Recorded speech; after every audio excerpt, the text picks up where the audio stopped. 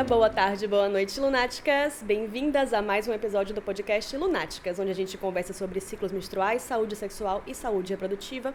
Eu sou Lara Carvalho, produtora, cineasta, artista, instrutora de Hatha Yoga, terapeuta holística e coordenadora do projeto Nossos Ventres, do qual esse podcast faz parte. O projeto Nossos Ventres tem como principal objetivo desenvolver atividades de formação e disseminação de informações, especialmente com relação à menstruação e saúde sexual e reprodutiva.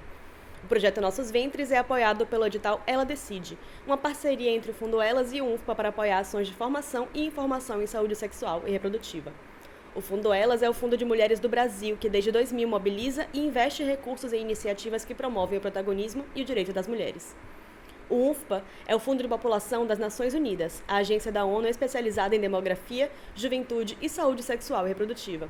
O UNFPA promove o direito de cada mulher, homem, jovem e criança a viver uma vida saudável com igualdade de oportunidades. O edital Ela Decide faz parte de uma iniciativa maior do UNFPA, que inclui também a campanha Ela Decide Seu Presente e Seu Futuro. Conheça a campanha Ela Decide no site eladecide.org e para saber mais sobre o projeto Nossos Ventres, acesse o site nossosventres.org.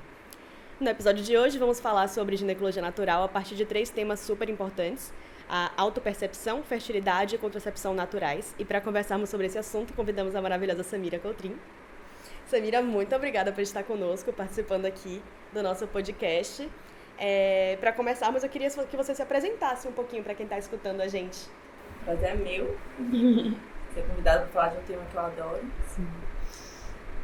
Eu sempre tenho dificuldade de me apresentar, sempre. Eu sou Samira, mulher, irmã, filha, ainda não sou mãe, não sei se serei. Sou ginecologista e trabalho com ginecologia natural. Acho que basicamente é isso. Dentro da medicina eu me especializei em ginecologia e obstetrícia, mas quando da minha residência médica eu andei por vários mundos, assim. Fiz pós-graduação em esteroscopia, que é um tipo de cirurgia por vídeo, né? Cirurgias intrauterinas por vídeo, uma cirurgia minimamente invasiva. Sim. E fiz pós-graduação em envelhecimento saudável, em fitoterapia, em nutrologia do esporte. E acabei caindo na ginecologia natural como um caminho de busca pessoal e não só profissional. E uma necessidade que eu via de viver de maneira coesa, assim, a minha vida e o meu trabalho.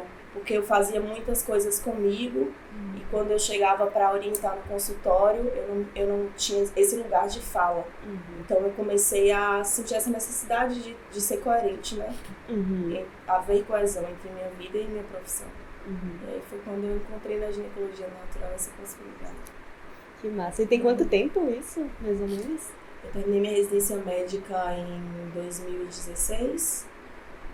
A vida toda eu comigo fui a ginecologia natural na minha vida, assim. A maneira como as mulheres da minha família também lidam com o feminino, eu via muito do que hoje eu encontro na ciência, mas era muito dessa maneira. E a prática em consultório de ginecologia natural começou o ano passado, início do ano passado, de 2018, quando eu comecei a me aprofundar e procurar evidência científica para poder colocar em prática o que eu sabia que funcionava, porque eu já fazia comigo desde sempre. Mas quando você vai oferecer ao outro, muita gente precisa de um embasamento, precisa de uma fundamentação. Muita gente não consegue apenas sentir, né? Precisa de mais. Foi quando eu busquei fontes para estudar isso e me aprofundar. Nossa. E como é que tem sido assim, a recepção das pessoas, das mulheres no consultório? Como é que tem sido isso? Eu venho... Esse movimento que o pessoal chama de transição planetária, que eles falam muito, eu já vinha sentindo ele muito antes de trabalhar com ginecologia natural. E muito mais na obstetrícia. Quando eu comecei minha residência médica, foi quando começou o movimento de humanização do parto no Brasil. A Rede Cegonha. E eu era muito assim, atuante na obstetrícia. Eu lembro que na residência eu amava o parto natural, cheguei a trabalhar em casas de parto. E assim, eu era bem apaixonada. Fora que eu fui parar na ginecologia e na obstetrícia por um acaso, inclusive, porque é uma outra história, para outro podcast. Mas assim, quando eu comecei a residência, eu fiquei muito encantada pela obstetrícia. Quando eu terminei a residência, eu via uma necessidade muito grande de você ensinar a mulher o lugar do protagonismo muito antes do período gestacional. Porque eu via muita gente chegar no lugar da gestação sem noção nenhuma de autoconhecimento, de percepção do seu próprio corpo, de alterações fisiológicas do corpo. E aí é muito difícil você, naquele momento de trabalho de parto ou de gestação, com todo o turbilhão hormonal que acontece, você ensinar algo que ela já deveria ter chegado ali pronta. Sim. Então, eu via muita dificuldade na humanização do parto, principalmente no SUS. Quando eu digo no SUS, não é pela qualidade do atendimento, é pela o fluxo muito grande, um número reduzido de profissionais dispostos a colocar esse tipo de prática nos locais de atendimento. Então eu via muita dificuldade disso, de você começar do zero, o que já era para ter chegado ali pronto. E aí eu comecei a me aprofundar mais na ginecologia. Isso foi em 2016, início de 2016, que foi quando eu terminei a residência médica. E aí, após minha residência em ginecologia e obstetrícia, todo o meu caminho foi mais pela ginecologia. Foi buscar estudar. Eu comecei muito estudando a parte de climatério, menopausa, foi quando eu busquei uma pós-envelhecimento saudável. E aí veio a esteroscopia, porque você trata muitas questões de sangramento uterino pós-menopausa, em mulheres já no climatério. Então, foi assim que a ginecologia ficou bem forte assim, em mim. E aí veio a fitoterapia pela necessidade de cuidar daquelas mulheres que não podiam ou não queriam usar hormônios. Então foi tudo muito um flow mesmo, foi um fluxo que acabou me trazendo onde eu tô hoje. E ainda vai me levar para muitos outros lugares. Começou o mergulho e não parou mais, né? É um caminho sem volta. Exatamente. Sei como é. Você tinha perguntado da demanda, né? Isso. Eu vejo muito crescente, assim. Primeiro pelas mulheres que percebem, começam a se dar conta de quanto tempo elas perderam não, mas passaram sem a possibilidade real de escolher o seu próprio método contraceptivo, por exemplo. Isso vem muito da falta de conhecimento, porque quando você tem o conhecimento de algo, a sua posição em frente a quem está cuidando de você, seu cuidador, seja seu médico, seu terapeuta, é outra. Porque você tem propriedade para falar, para solicitar e para argumentar. Então eu vejo muito essa necessidade do autoconhecimento que leva a descobertas que antes a gente não tinha. Poxa, a vida toda eu usei isso porque me falaram que tinha que ser isso. Será que não tem outra coisa? E muita questão também ambiental por trás, a preocupação da sustentabilidade, de como anda o planeta, de até onde podemos gerar menos impacto nele, né? Que as pessoas não têm noção, mas os métodos hormonais eles têm um impacto muito grande, principalmente nas águas, né, nos rios. E isso altera toda uma hemostasia da saúde nossa, humana. Porque as meninas ingerem essa água, elas têm contato com hormônios sintéticos muito mais cedo, elas menstruam muito mais cedo, elas têm patologias associadas à predominância de hormônios que estão contidos nesses métodos hormonais. E é ter informação pra gente conseguir fazer nossas escolhas, né? Com as informações, ter um embasamento para isso. E, assim, pra gente engatar a conversa, eu acho que é importante a gente conceituar as coisas primeiro. Então, se você puder explicar um pouquinho para as nossas ouvintes o que é a autopercepção. Eu costumo dizer assim, que a autopercepção é um compromisso que você decide assumir. Tem gente que vai querer, tem gente que não vai querer, tem gente que sente essa necessidade mais cedo, tem gente que sente mais tarde, tem gente que experimenta e vê que não é pra si. Então a autopercepção é você parar, no início isso vai demandar tempo, mas quando você entra no fluxo, isso se torna absolutamente natural. Então é você perceber mudanças que nós mulheres, que temos uma condição cíclica, apresentamos no decorrer das nossas fases. Semanais, mensais, anuais e ao longo da vida. Perfeito. E quando a gente estuda sobre o método, né, que a gente chama de método, mas enfim, podem ser vários métodos em um só. Quando a gente estuda sobre esse método da autopercepção, parece que é uma quantidade muito grande de coisa pra gente acompanhar, né? O muco cervical, a altura do colo do útero, o pH, a temperatura basal. E qual é a forma mais simples da gente utilizar esse método da autopercepção?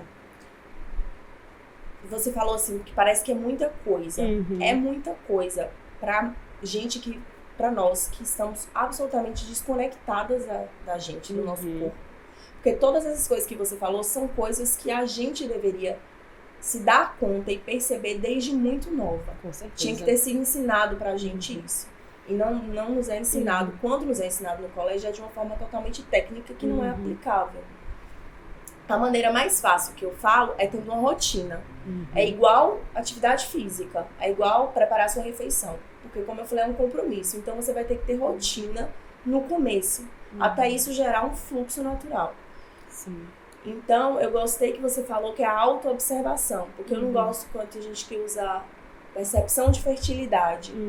Eu não considero apenas percepção de fertilidade. A autoobservação te leva a uma possibilidade de avaliar a sua fertilidade.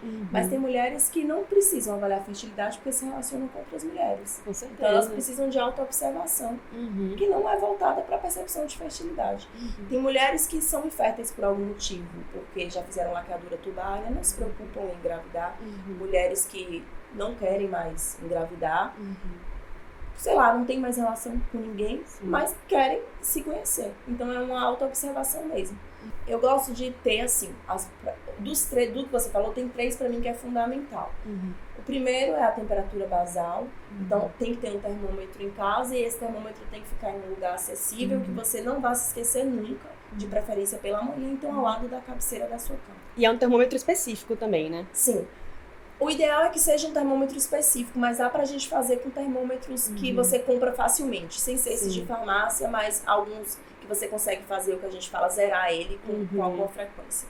Eu falo assim, não vamos colocar muita dificuldade, porque um trem que já parece difícil fica impossível. Com certeza. Aí vai voltar pra... Já vai diminuindo o acesso também, enfim, né? Então vamos pensar um termômetro bom, de uma marca confiável, que não seja esses digital, porque essas coisas digitais é ruim, assim, eles perdem o diagrama muito facilmente, aí você não tem como zerar. Sim. Então o termômetro tem que se tocar, tem que aprender a se tocar. Então se você é uma pessoa que nunca parou pra ter noção nenhuma do que tem por dentro, você olha no espelho, tem gente que não olha nem no espelho, mas você olha no espelho e tem noção do que tem por dentro, é legal procurar um profissional para te mostrar vídeos, te mostrar, ou você pode encontrar vídeos na internet também, mas te mostrar nos protótipos que a gente tem, te ensinar e fazer com você a primeira vez. O toque vaginal, de preferência bimanual, para você aprender a identificar o que é um colo do útero, identificar quando sua ampola retal está cheia ou vazia, quando esse colo está mais anterior, mais posterior, mais mediano. Então, o toque, o termômetro e a percepção do muco em si. Então, você tem que começar, em algum momento, ver as secreções que saem da sua vagina. E para isso é muito importante você não ser aquela pessoa psicótica, neurótica, que enche sua vagina de produto químico o tempo inteiro. O que fica usando óleo free, lubrificante, sabonete de não sei das quantas, tudo é absorvente para não sujar a calcinha, porque o que sai da sua vagina é sujeira, sai de dentro de você, é sujeira. E aí tem que usar uma coisa para proteger sua calcinha, que é mais importante do que você, seu corpo. Então são essas 3 coisas que eu acho que é importante. Você assumir o compromisso, perceber que no início vai demandar tempo, sim. Então se vai demandar tempo, você vai ter que colocar na sua rotina um tempo para aquilo. Vai acordar mais cedo para fazer isso, não sei. Vai tirar um momento para se tocar, para perceber a secreção que está saindo da sua vagina. E ter caneta e papel. Porque eu sou muito old school, eu não gosto de aplicativo. Eu já também sei não. Que você vai perguntar, eu não vou saber indicar nenhum, eu vou indicar caneta e papel, que é o que eu faço e que funcionou até hoje. Então é caneta e papel, e aí tem a mandala lunar, que eu gosto muito. E não necessariamente você precisa comprar a mandala, que eu sei que é uma coisa que não é acessível para todo mundo. Você pode imprimir na internet o modelo tem alguns sites que tem, e começar a preencher a sua. Sim, perfeito. E a temperatura basal, ela é feita logo quando a gente acorda, né? Logo isso é bem importante. Que você tenha pelo menos 5 horas de sono.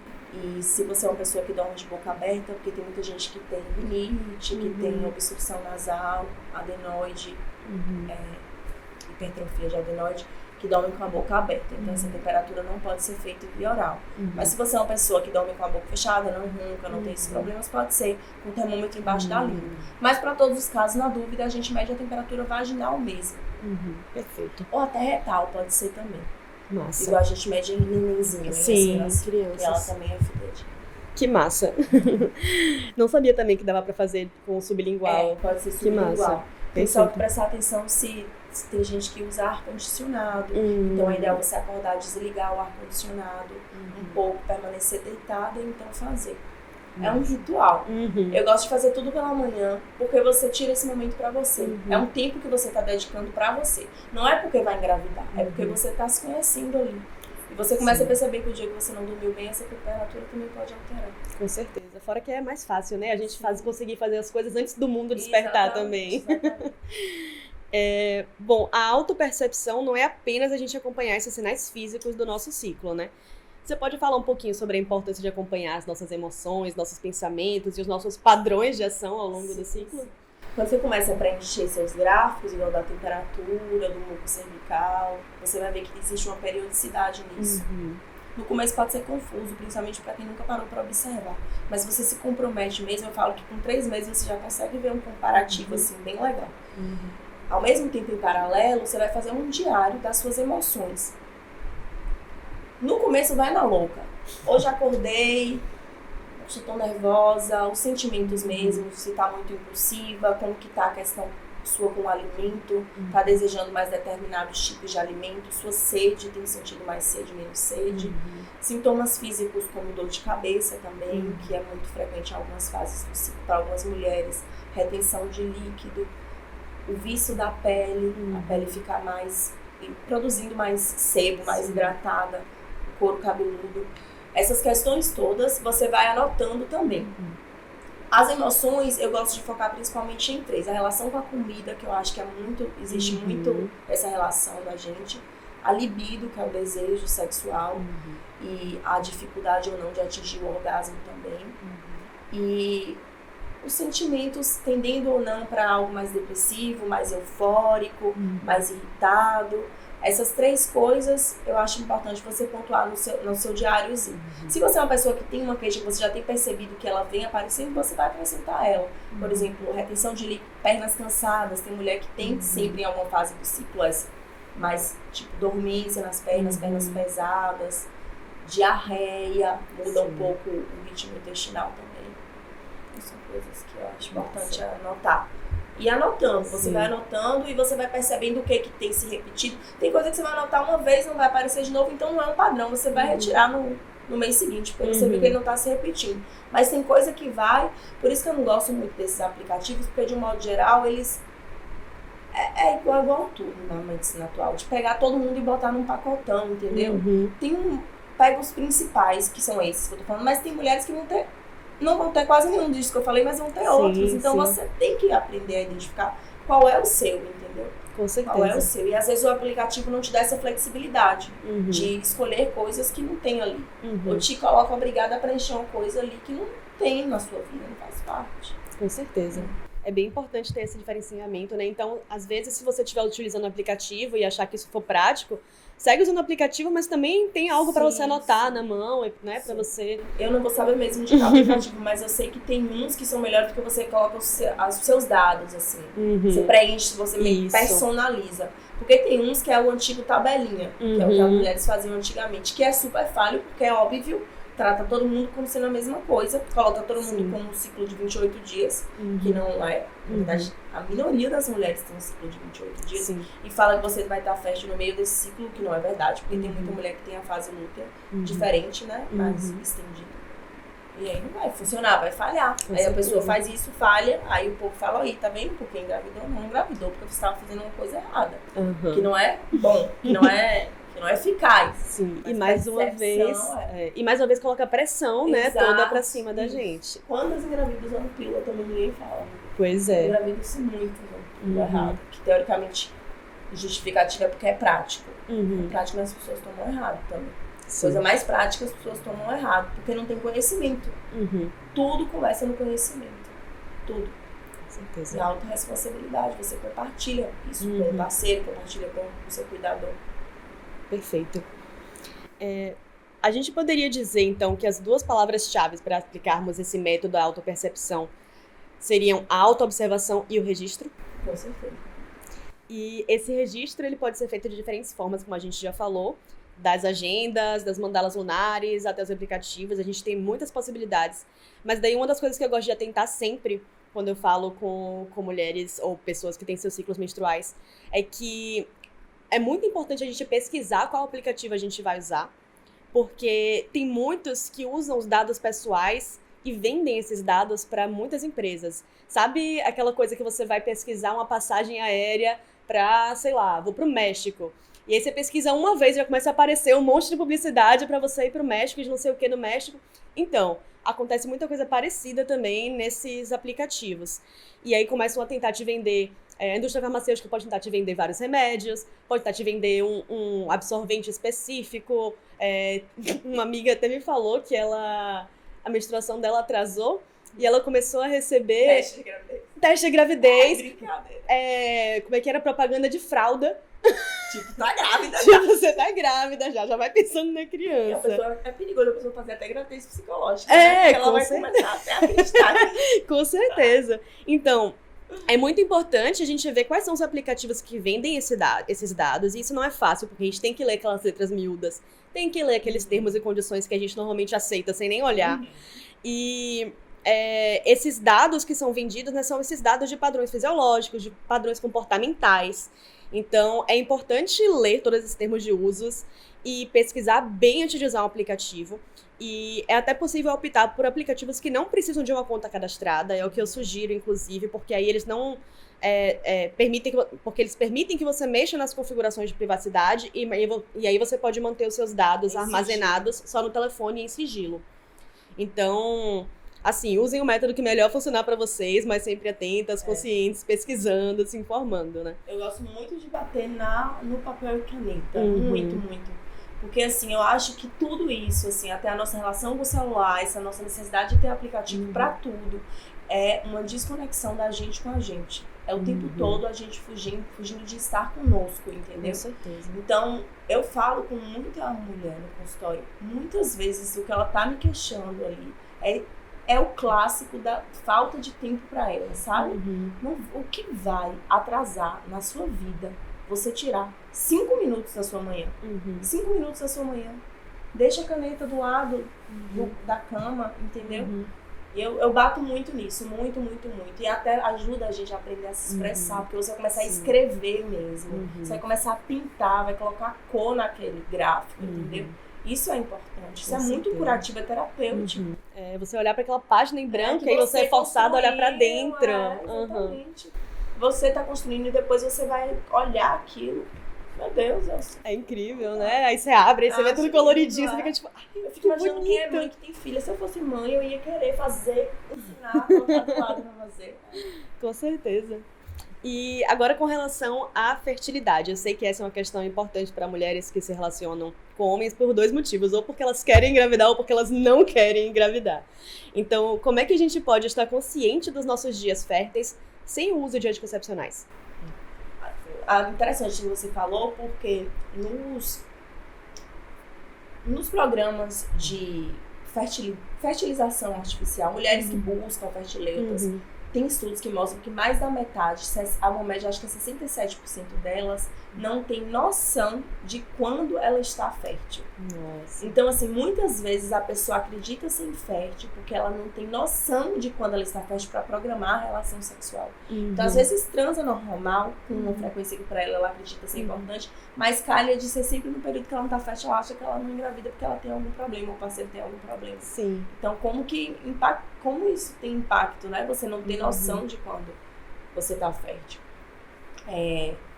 A gente vai perceber nossa fertilidade com as questões físicas, que as alterações físicas que a gente falou no começo, e as emocionais. As físicas são aquelas 3 que eu falei, principais. Tem outras, se você for parar para ler, tem várias.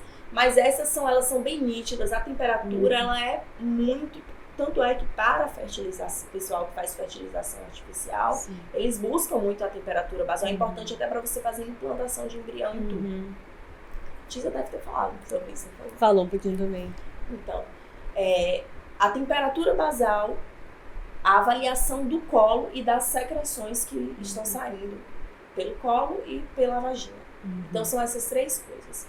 A mulher vai começar a perceber, quando ela começar a fazer suas anotações, que a temperatura basal dela, a gente tem 2 fases. A gente tem uma fase que ela é predominante um hormônio chamado estrogênio e uma fase que é predominante um hormônio chamado progesterona.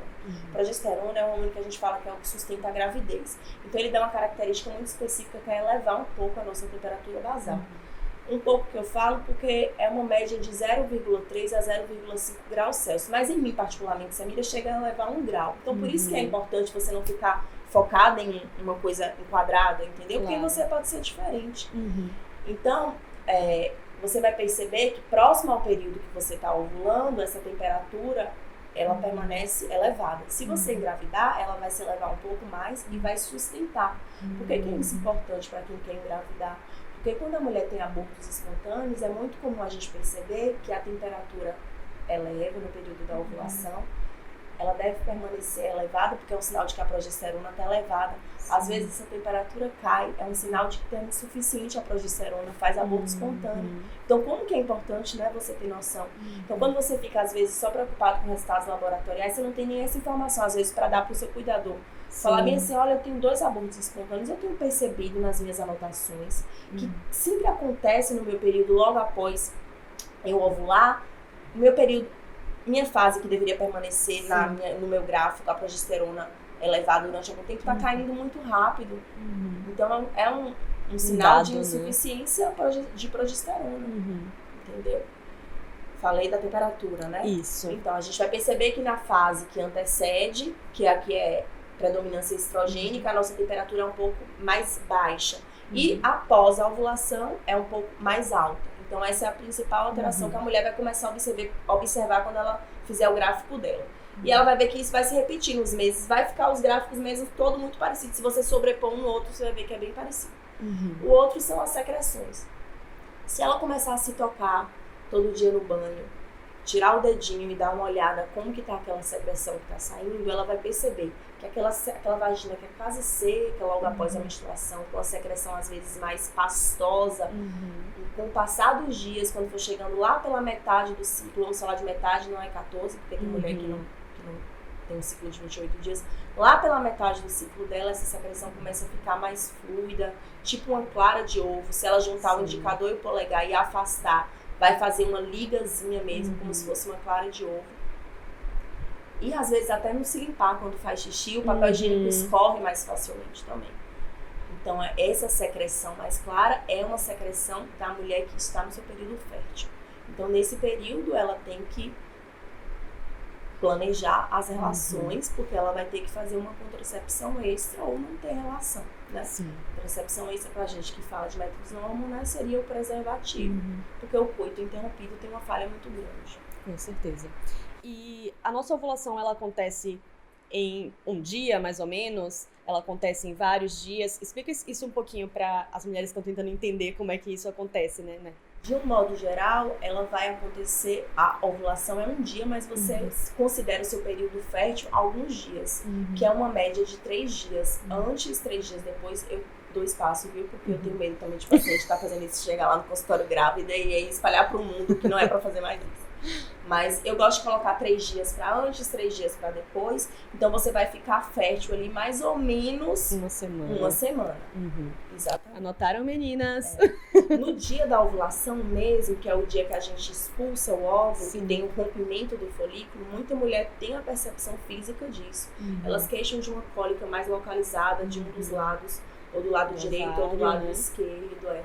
E tem mulheres que têm até um pequeno sangramento no dia que a ovulação ocorre.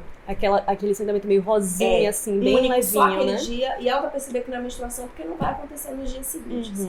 Então tem muita mulher que ainda tem esse sinal físico a mais para colocar no seu gráfico.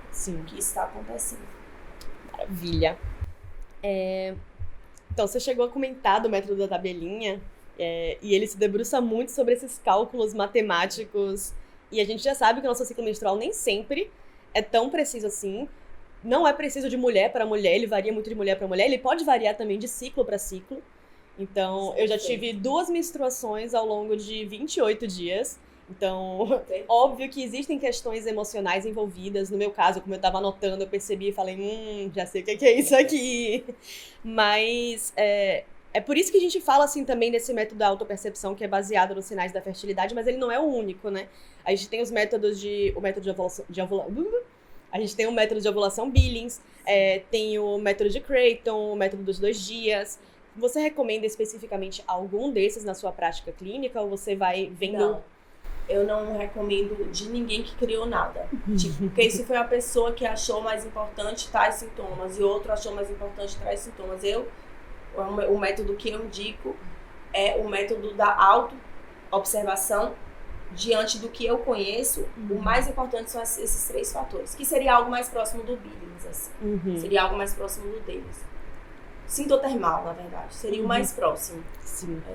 Mas assim, eu não digo, não falo, vai estudar o método, não. Eu falo que você tem que observar essas 3 coisas e as outras questões emocionais, né? Porque essas 3 coisas são físicas, isso tem comprovação científica, tem explicação fisiológica por que sua temperatura vai elevar, por que ela vai diminuir, entendeu? Tem explicação fisiológica por que seu muco vai mudar. Então, isso tem explicação.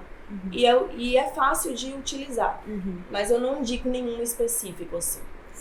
Eu só contraindico completamente tabelinha. Sim. Porque, como você mesmo disse, com você aconteceu comigo, acontece muito. A alimentação muda muito o ciclo, assim. A atividade física muda muito o ciclo, o estado de hidratação. Então, isso muda. Vai mudar o seu número de dias, ou a maneira como você está sangrando, mas não vai mudar a sua fertilidade. Quando você estiver fértil, aquelas coisas que a gente falou vai estar acontecendo. A temperatura vai alterar, a secreção vai alterar, a conformação do colo do útero vai alterar. Vai ficar mais abertinho, vai ficar mais baixo. Então, não importa de quanto tempo foi seu ciclo, que pode mudar. Se você estiver fazendo atividade física intensa, por exemplo, você pode ter um ciclo mais longo, mas no dia, no período que você estiver fértil, essas 3 coisas que a gente falou, elas vão acontecer. Então, você vai saber que elas estão acontecendo. É meio que a gente criar o nosso próprio método, né?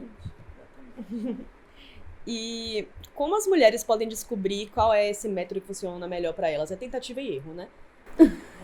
Eu acho que a primeira coisa que ela tem que se perguntar é se ela está disposta a esse compromisso. Porque a gente fazer isso de maneira deliberada, se eu sou uma mulher com vida sexual ativa, com um parceiro mulher, com um parceiro homem, tô correndo o risco de engravidar e eu assumo esse risco sem querer uma gestação, eu tô sendo negligente comigo, né? Então a primeira coisa que eu tenho que saber é que é um compromisso que eu tô assumindo comigo e com meu parceiro.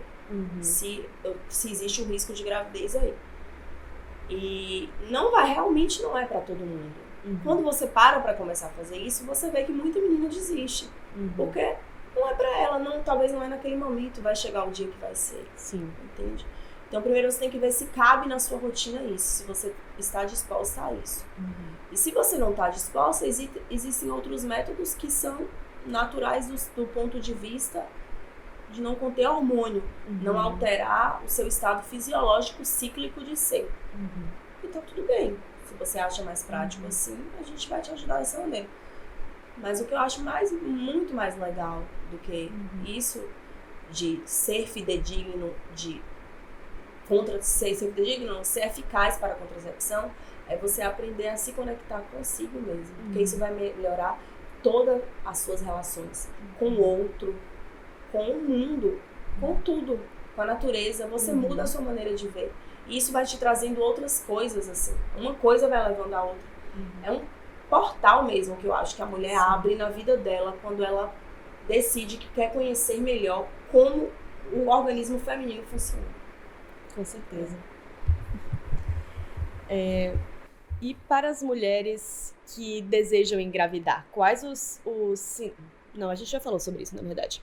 A gente falou que quando ela vai estar fértil, vai acontecer essa mudança da temperatura, vai levar um pouco mais, a secreção vai estar mais clara de ovo. Então é legal ela planejar as relações nesse período, né? Porque às vezes ela transa pra caramba.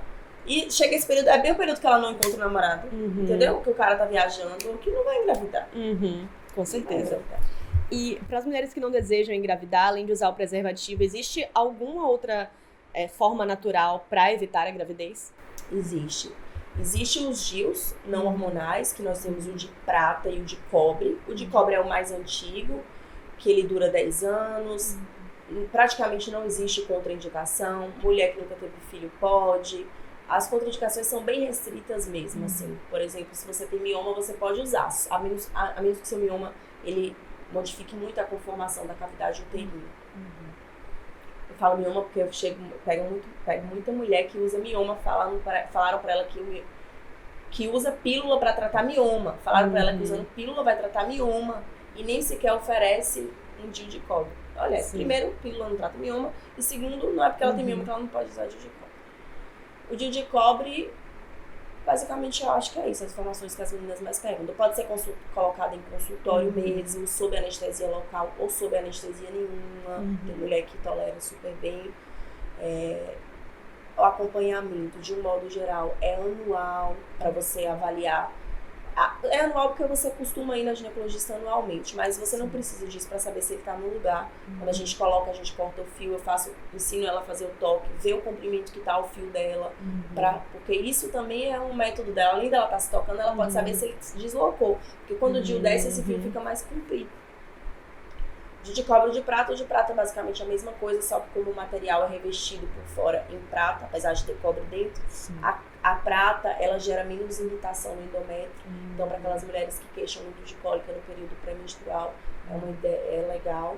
Ele também só dura 5 anos, então para quem não está planejando engravidar com muito tempo, é melhor porque é metade dos anos. Também pode ser colocado em mulheres que não tiveram filho, pode ser colocado durante o parto. Quem está amamentando pode colocar durante a amamentação. Pronto, isso. Aí temos a camisinha feminina e masculina. Todo mundo já conhece. Eu espero que sim. Tem poucas mulheres que conhecem a camisinha feminina, na verdade. Tem pouco mesmo. Até a indústria não vende muito, né? O que, de certa forma, eu acho legal. Porque eu acho que é o único momento onde é compartilhada a responsabilidade para a contracepção e para a DST é quando você oferece ao homem. Sim. Ou exige que ele use, entendeu? Então, de certa forma, eu acho até assim, já tem tanta opção. De certa forma é bom, mas para as mulheres que transam com mulheres, não é. Aí Até porque também existe muito mito sobre DST em mulheres que transam com mulheres. É como existe muita crença de que a DST só existe quando existe penetração, né? E não é. Com certeza. Contato sexual. E aí tem o uso de diafragma, que no Brasil a gente juntou com várias ginecologistas para mandar um e-mail, porque não estão vendendo. A gente não está conseguindo, muita gente está trazendo de fora pra gente colocar, mas não estou conseguindo comprar aqui. E acho que é isso. Aí tem os definitivos, que seria a laqueadura ou o exúria. Exúria é tipo uma molazinha de um metal também que você coloca nas trompas, e isso causa uma fibrose das trompas, uma obstrução, e aí é como se fosse uma laqueadura, só que é menos invasivo. Você faz por vídeo, por esteroscopia. Que massa, legal. E existem também ervas com potencial emenagogo, né? Ou seja, que favorecem a menstruação.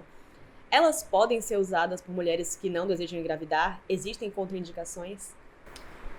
Contraindicações, basicamente, seria para mulher que está amamentando ou que está gestante. Eu não gosto de falar em ervas para contracepção. Por quê? Primeiro, a gente tem que saber a origem dessa erva. A gente sabe que a erva vai depender do solo que ela foi criada. Se a gente pega, às vezes, a mesma planta em um tipo de solo, em outro tipo de solo, a concentração do princípio ativo que ela vai ter na folha, no caule, é diferente. Então, a menos que você mande manipular em uma farmácia de manipulação com uma dosagem exatamente que você quer, que pra mim já vai pra a questão de que não é natural, você tá entendendo? Pra usar assim no dia a dia, tem algumas ervas que você pode, mas assim, eu não sei se eu poderia prescrever garantindo a eficácia como contracepção. Eu, enquanto profissional da saúde, alguém que precisa oferecer algo seguro, não me sinto confortável em oferecer, garantindo uma contracepção com isso. Eu acho que você pode até usar quando você já faz a autoobservação, a avaliação da fertilidade, se você quiser usar naquele período, mas com algo extra. Um método definitivo, né? Não é, com certeza. Eu não faço. Não prescrevo, não me sinto segura para fazer isso. Porque não existe. Existe evidência do estudo da erva, e sim, mas não existe um protocolo de como você deve prescrever, com que dose você deve prescrever, para você garantir uma eficácia, igual existe do método sintotermal, Billings, avaliação de autoobservação e avaliação da fertilidade. Perfeito. E, assim, é sempre válido lembrar que esses métodos são essenciais para a autonomia sobre a nossa saúde e para o nosso autoconhecimento, mas que em nenhuma hipótese ele substitui acompanhamento médico especializado, né? É sempre bom lembrar isso, porque a gente está fazendo um podcast falando sobre todos esses assuntos, mas é sempre bom a gente ter um acompanhamento, especialmente assim, se você, sei lá, quer começar a entrar nessa área da ginecologia natural, quer começar, de fato, a aplicar esses métodos no seu dia a dia, procura uma pessoa, Sim, uma sim. médica que vá por esse caminho também, se for O que eu possível. acho mais bacana da ginecologia natural é que eu, enquanto médica, eu não tenho interesse nenhum em fidelizar o paciente. Eu não quero que ele se torne dependente de mim, eu não quero que ele esteja no meu consultório de tantos e tantos meses. Eu quero ensinar a ele a autonomia necessária para ele sair com segurança, com satisfação e que retorne até mim quando sentir alguma dúvida, alguma necessidade. Não, entendeu? Sim. Isso que eu acho mais legal. E quando pela sua autoobservação perceber, poxa, tem alguma Mudou coisa aqui que não alguma tá coisa. boa. Exatamente. Você vai ensinar ele o que é normal, o que não é normal, o que ele pode resolver em casa, sem estar procurando um hospital, uma emergência profissional. Você dá essa autonomia. E aí até o nosso diálogo é muito mais certo, porque é como se você estivesse conversando com uma amiga, completamente diferente. Mas eu acho que para quem está vindo de um método hormonal, um método que, principalmente que inibe a ovulação, eu falo isso porque tem alguns hormonais que falam que não inibe, porque só inibe em uma parcela, é o caso do Mirena. Sim. Uma parcela das mulheres deixam de ovular, mas outras continuam ovulando. Mas não dá pra gente saber quem é que tá. Quem vem desses métodos hormonais e decide parar para fazer uma autoobservação, eu acho de muita importância procurar um ginecologista, não é nem um médico. É um ginecologista, porque tem coisa que o clínico não vai saber te explicar com muita propriedade. Então você vai procurar porque você está vindo de muito tempo distanciada da sua natureza. Então você não tem noção do que são essas alterações aqui que a gente está falando. Tem muita mulher, mães que já tiveram não sei quantos filhos, que não tem noção do que é um ciclo menstrual, até para passar adiante os filhos. Então se você vem desse que eu falo que você está adormecida com o método hormonal, é muito importante. Até pra gente fazer as dosagens hormonais, porque às vezes demoram muito pra você voltar a ciclar. Então a gente dando ervas, por exemplo, que estimulam a produção de progesterona, porque só produz progesterona naturalmente a mulher que ovula. Se ela tá usando um método que tá inibindo, ela tá sem produzir há muito tempo. Então isso pode demorar algum tempo. E às vezes existem fitoterápicos que a gente usa pra ajudar ajudar você a ciclar naturalmente. Perfeito. Naturalmente porque assim é hormônio. Acho que é isso.